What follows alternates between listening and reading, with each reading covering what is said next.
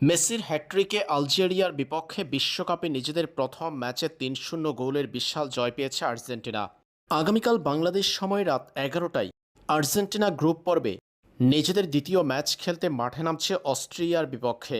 যে গ্রুপে দ্বিতীয় ম্যাচ খেলতে মাঠে নামছে আর্জেন্টিনা, অস্ট্রিয়ার বিপক্ষে জিতলেই বিশ্বকাপের রাউন্ড অফ 32 নিশ্চিত করবে আলবিসেলেস্তারা, অর্থাৎ নকআউট নিশ্চিত হয়ে যাবে আর্জেন্টিনার।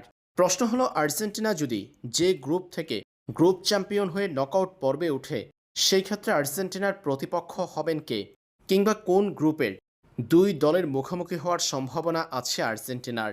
আর্জেন্টিনা যদি যে গ্রুপ থেকে গ্রুপ চ্যাম্পিয়ন হয়ে নকআউট পর্বে ওঠে, সেই ক্ষেত্রে আর্জেন্টিনা পড়বে স্পেনের বিপক্ষে, কারণ স্পেন এইচ গ্রুপে দ্বিতীয় হওয়ার সম্ভাবনা বেশি।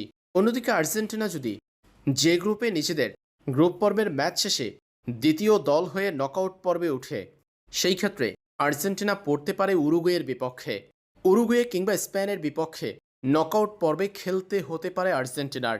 উরুগুয়ে কিংবা স্পেনকে পাবে মেসিরা, অর্থাৎ নকআউট পর্বে এইচ গ্রুপের এই দুই দলের একটাকে পাবে আর্জেন্টিনা।